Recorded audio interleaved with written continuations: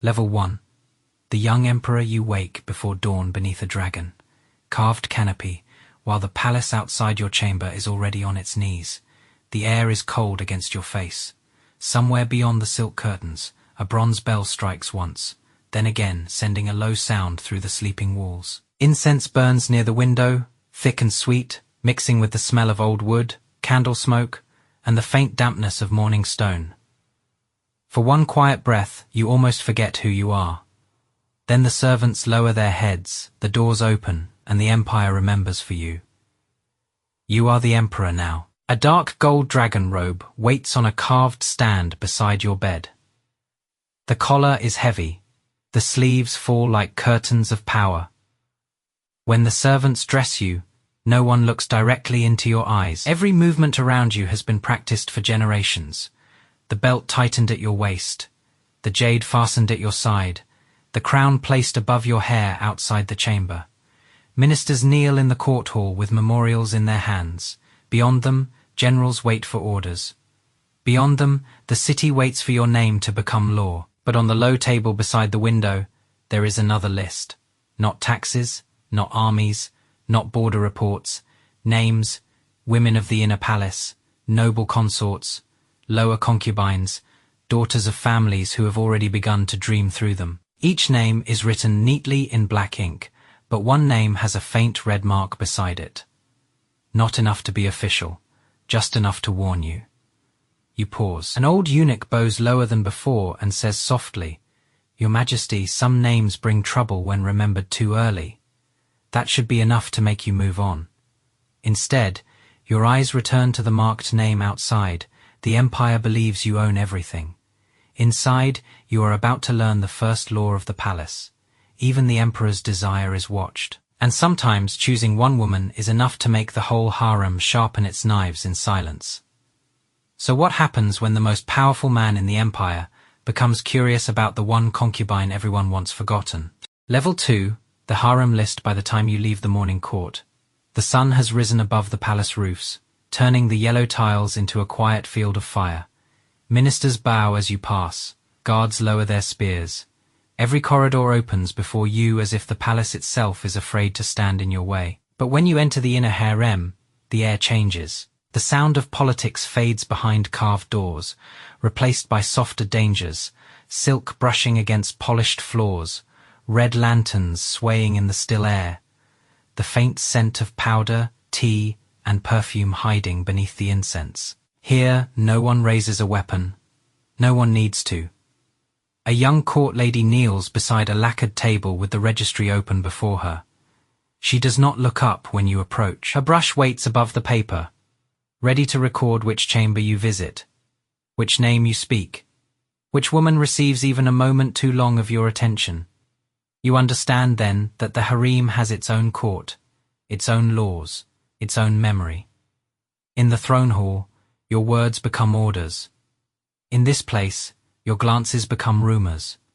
The women bow as you walk past. Some are daughters of powerful houses. Some have waited months for you to notice them. Some lower their eyes with perfect obedience, but their sleeves hide clenched fingers. Every smile is measured. Every silence has a witness. Then you see the marked name again, written on a narrow slip placed near the edge of the registry. The woman attached to it is not the highest ranked consort. Her family is not the strongest. Yet the air around her name feels heavier than the rest. You ask why. The old eunuch at your side hesitates just long enough to tell you that the answer is dangerous. "She has beauty, Your Majesty," he says quietly, "but beauty is not why the palace fears her. A warning like that should close a door. Instead, it opens one in your mind." You continue down the harem corridor, past lantern light and lowered faces. And for the first time since becoming emperor, you are not thinking about the empire. You are thinking about one woman you have never seen. That is how the palace begins to trap you, not with chains, but with curiosity. Level 3, the forbidden concubine. You find her in a side chamber, where the palace grows quieter, as if even the walls have learned not to repeat her name too loudly. Rain touches the roof tiles in soft, uneven taps. Red silk curtains hang from carved beams, moving slightly whenever the wind slips through the cracks. A bronze mirror stands near the wall, reflecting candlelight in broken gold. She kneels when you enter, but she does not tremble. That is the first thing you notice. Most women in the harem perform fear carefully, because fear can look like loyalty when shown to an emperor. But this woman holds herself with a calm that feels almost dangerous. Her robe is simple compared with the brighter consorts you passed in the main corridor. Deep ivory with a narrow red edge at the sleeve. A jade hairpin holds her dark hair in place. Her face is beautiful. Yes. But beauty alone would not make old eunuchs lower their voices. It is her eyes that stop you. They do not ask for favor. They measure the cost of it. You speak her name, and somewhere behind you, the court lady's brush touches paper. Even that tiny sound feels like a door closing. You ask why the palace fears her. She lowers her eyes for a moment, then answers with a voice as quiet as rain. Because the palace fears women who survive without begging. The answer should offend you. Instead, it makes the room feel smaller, more private, more dangerous. You offer her a small token from your belt, a piece of jade, no larger than your thumb. Any other woman might weep, bow deeper, promise eternal gratitude. She only looks at it, then at you. Your Majesty, she says, some gifts are seen before they are touched. For the first time, you understand that your kindness is not invisible. Your attention has weight. Your favor leaves footprints. If you give her anything, the harem will count it. If you visit her again, the Empress will hear of it. If you remember her too often, someone will decide she has lived too long. You came to see the woman behind the warning. You leave knowing the warning was never about what she might do to you. It was about what the palace would do to her because of you. Level 4. The Empress notices the Empress does not summon you like a jealous wife. She does not send a crying maid, or a broken cup, or a desperate message wrapped in silk. She waits until the afternoon court ends, until the ministers have withdrawn, until the palace has enough silence for every word to sound deliberate. Then a senior court lady appears at the edge of the hall, bows with perfect form, and says the Empress has prepared tea. You know at once that this is not an invitation. It is a warning dressed as courtesy. Her Phoenix Hall is warmer than your court chamber, but somehow colder, golden light falls across the carved screen behind her seat.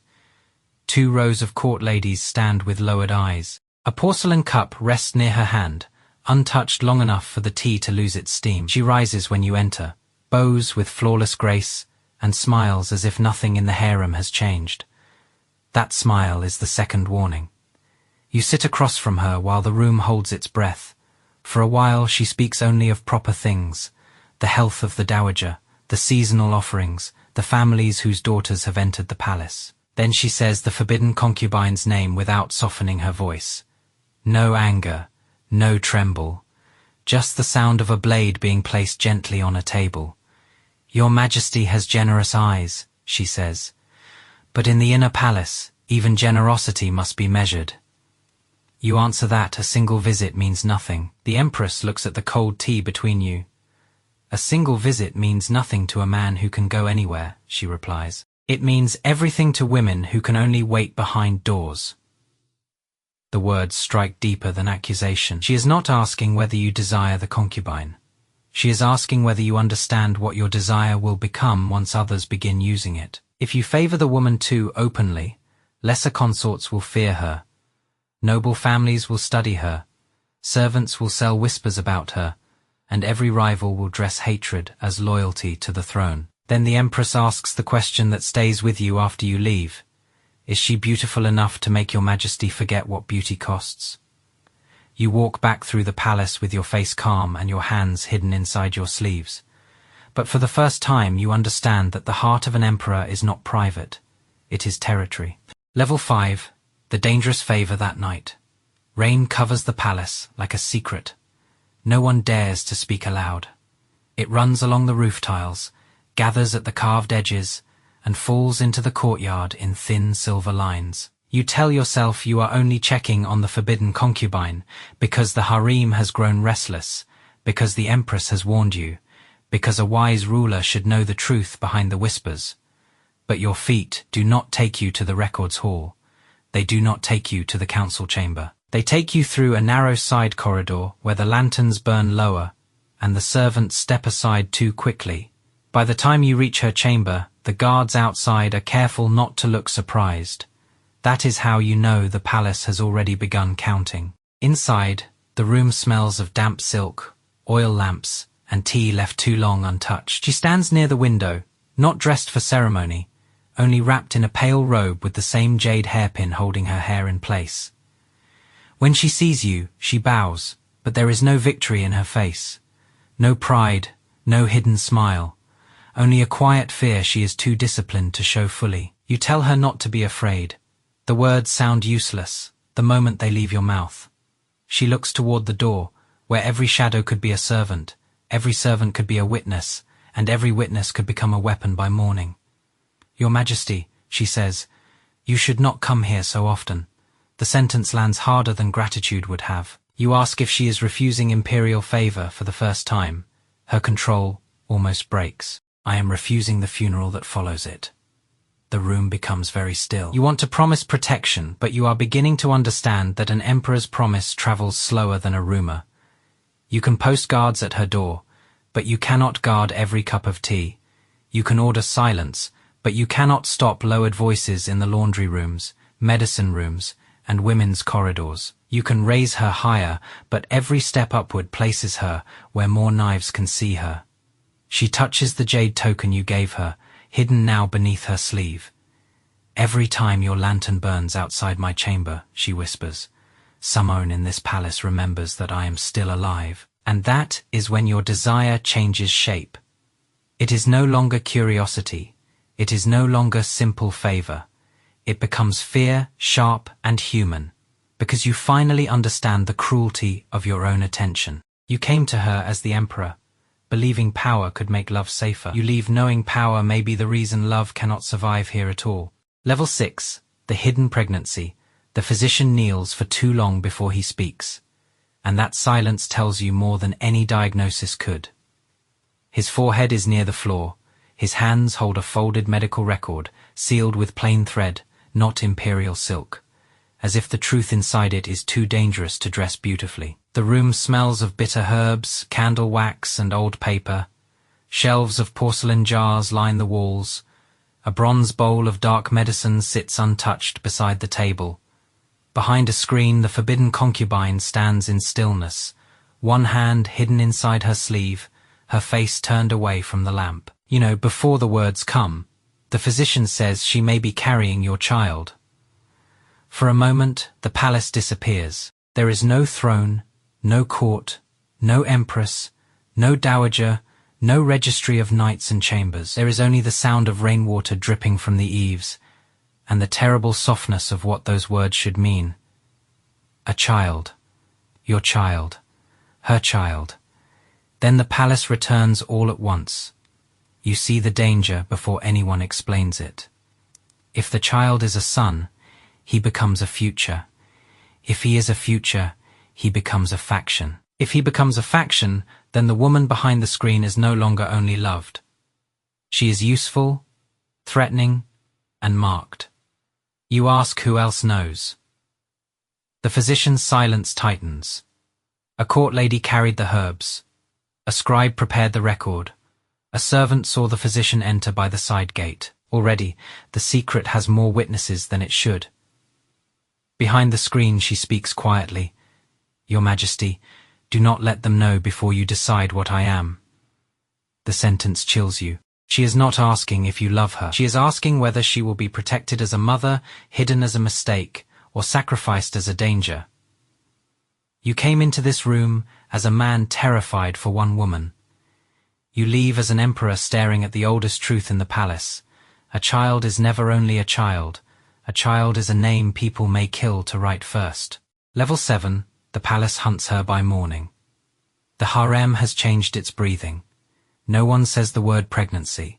No one needs to. The women bow as you pass, but their eyes move faster than their bodies. Court ladies whisper behind sleeves. A medicine tray disappears from one corridor and appears in another. A young servant who once carried tea to the forbidden concubine's chamber is suddenly sent to the laundry house, then vanishes before sunset. You order the guards doubled outside her door, but the command gives you no peace. Guards can watch a hallway. They cannot watch a rumor. Inside her chamber, she looks paler than before, though her posture remains perfect. The jade token you gave her is gone from sight. On the table lies a bowl of medicine she has not touched. Beside it rests a folded letter with no name, no seal, only a thin red thread tied around it. You ask who sent it. She says she does not know. You ask why she kept it for the first time. She does not answer quickly. That pause is small, but in the palace, small pauses are where fear begins to grow. You want to trust her completely. You want the world to divide itself into loyal and disloyal, innocent and guilty, hunter and victim. But the harem does not allow such mercy. A woman hunted long enough learns to hide things even from the man trying to save her. She finally lifts her eyes and says, "If I tell you everything, Your Majesty, you may have to punish people I still need alive." The answer strikes harder than a confession. She is not only surviving danger, she is negotiating with it. Outside the window, two court ladies stop speaking the moment your shadow crosses the screen. You realize then that the palace is faster than you. Your seal moves through officials, gates, and formal orders, but a whisper moves through sleeves, kitchens, medicine rooms, and sleeping chambers. Before the ink on your command is dry, you are the emperor. Yet you cannot stand in every doorway, and somewhere in the dark machinery of the harem, someone has already decided that the woman you love must not live long enough to give birth. Level 8. The Dowager intervenes. The Dowager's palace is quieter than any room in the empire, and that is what makes it dangerous. No hurried footsteps, no silk laughter, no young concubines pretending not to listen, only thick curtains, sandalwood smoke, and the bitter smell of medicine cooling in porcelain bowls. When you enter, the Dowager does not rise. She does not need to. Age has taken some strength from her body, but none from her authority. She sits beneath a dark embroidered canopy, her hands folded over a string of jade beads, watching you with the patience of someone who has buried men stronger than you. "You look tired," she says. It sounds almost kind until you hear the blade underneath it. You answer that the affairs of the palace have grown complicated. Her eyes narrow slightly. No, you made them complicated when you allowed one woman to become larger than her rank. The words are calm, but they strike like a decree. You try to speak of loyalty, of innocence, of the child that may come. The Dowager lets you finish because she already knows the weakness in every sentence. Then she asks, "Will you let one woman teach the empire that your heart is easier to move than your throne?" The medicine scent in the room grows heavier. Behind her, an old court lady lowers her eyes as if she has heard this kind of conversation before and seen how it ends. The Dowager gives you choices, each colder than the last. Raise the concubine and start a war of mothers. Hide her and let rumor rot the palace. Remove her before the child becomes a banner. Or wound her publicly so deeply that your enemies believe she no longer matters. You feel anger rise, but it has nowhere safe to go. She is not defending cruelty. She is defending the dynasty. That is what makes her impossible to dismiss. When you leave, the corridors feel longer than before. You understand now that saving the woman you love may require an act that looks exactly like betrayal. Level 9. The decree of mercy. The decree hall smells of ink, old wood, and rain, carried in on the robes of kneeling officials. A long silk scroll lies open before you on the dragon desk. Beside it waits the red brush, the jade seal, and the silence of people who already know this decision will wound someone. Behind a thin curtain, you can feel the Empress listening. Farther away, beyond rooms and gates and watchful servants, the forbidden concubine waits without knowing which version of you will return. The man who promised protection, or the emperor who must make protection look like rejection. You read the prepared words once, then again they call it mercy. They say she will be moved to a secluded palace for her health. They say her attendants will be replaced. They say her name will no longer appear in the nightly registry. Nothing in the decree says exile. Nothing says punishment. Nothing says love. That is how the palace lies cleanly. A minister praises your wisdom for preserving harmony. The phrase almost makes you laugh. Harmony here means the Empress keeps her place. The Dowager keeps the dynasty stable.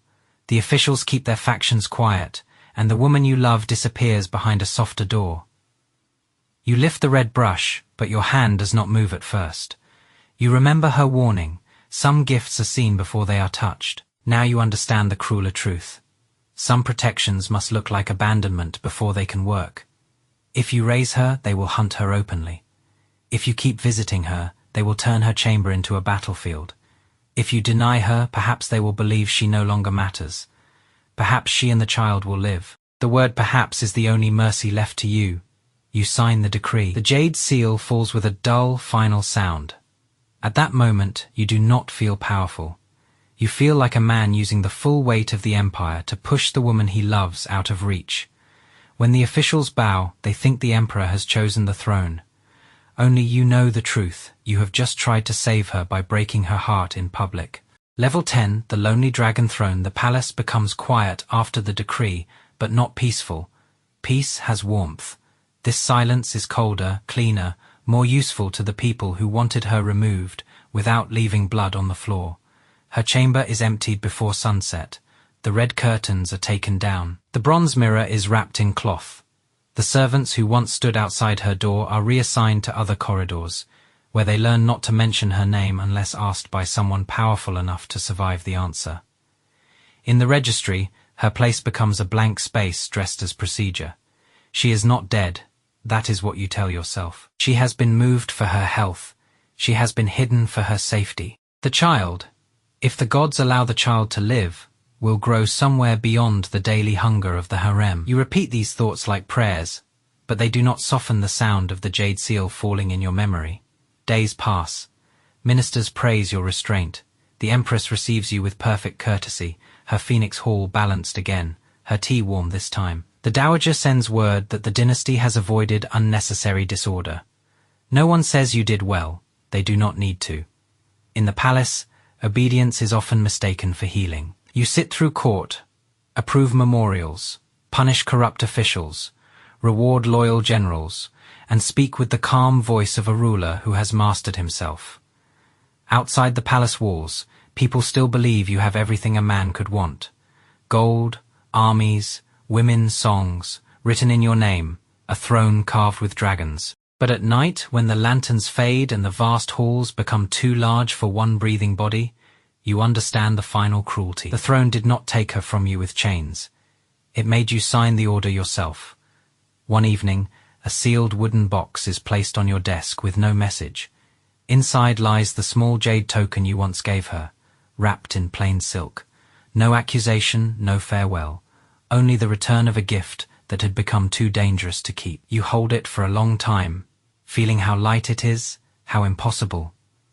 You are still the emperor, the harem still bows, the court still trembles, the empire still waits for your word. But now you know what the dragon throne really gives a man. It gives him the power to choose any woman in the palace, then teaches him that every choice belongs to the dynasty before it belongs to his heart. You once believed power meant no one could take what you loved. Now you understand that power can force you to become the hand that lets it go. You became the most powerful man in the empire. But the throne teaches you the final truth. A man with every woman in the palace may still lose the only one who ever made him feel human. If you want to enter another forbidden imperial story, comment which emperor, dynasty, or palace secret we should step into next.